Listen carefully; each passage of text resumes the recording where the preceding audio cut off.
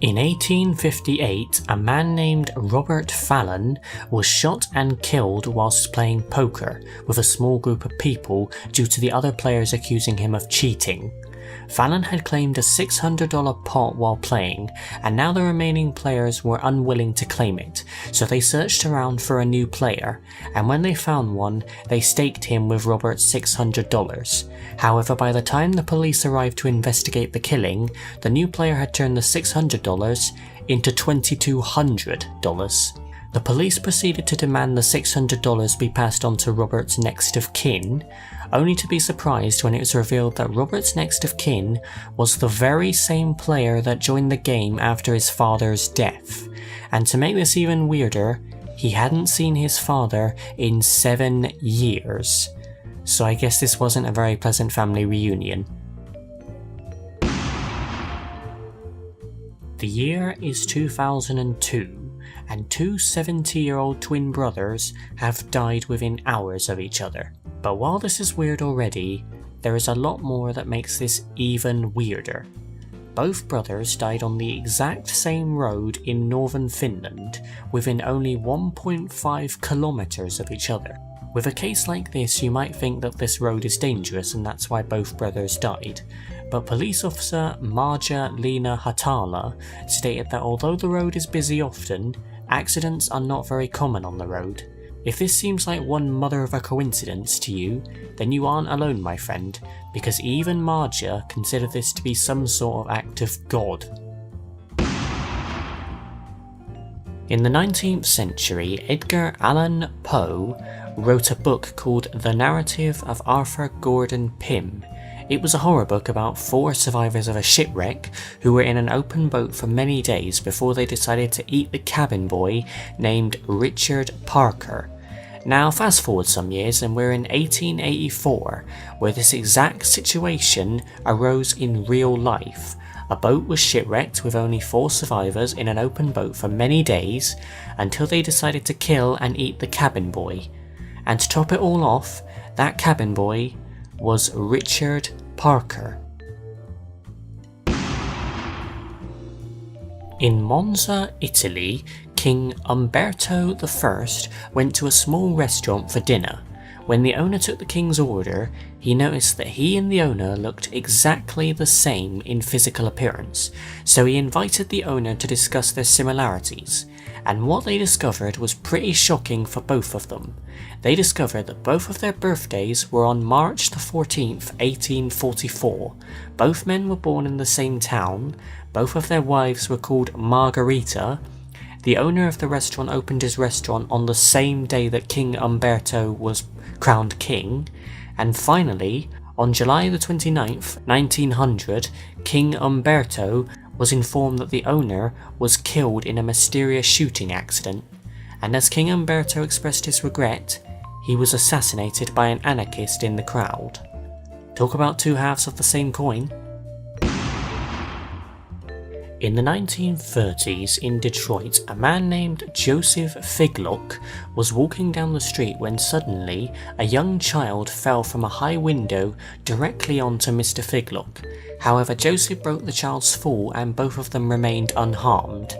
However, a year later, the exact same child fell from the exact same window onto the exact same Mr. Figlock, and once again, neither of them were harmed in the incident.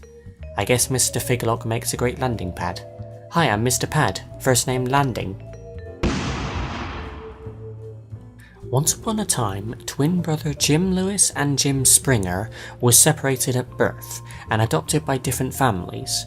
The two families were not aware of each other, but despite this, they named both of their sons James.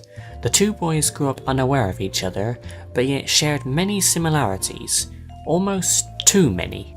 Both of them got into law enforcement training, both were talented in mechanical drawing and carpentry, both married women named Linda, both had sons named James Allen.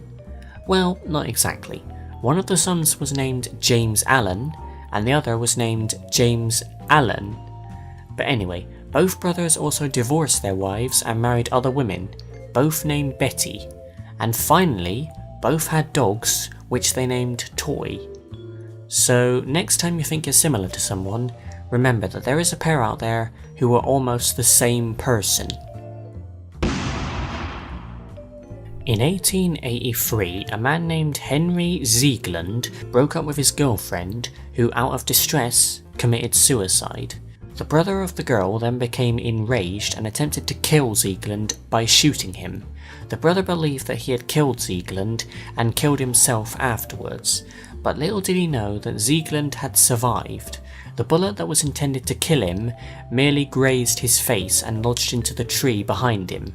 Years later, Ziegland returned to that same spot and attempted to cut down the same tree, but the tree proved to be tough, so he instead decided to use dynamite to blow it up. But as the explosion went off, the bullet that had sat in the tree for many years was propelled into Ziegland's head by the explosion. He died shortly after. In 1975, a man was riding a moped down the streets, but was soon struck and killed by a taxi. A year later, another person was killed while riding a moped. The person in question was the brother of the original man.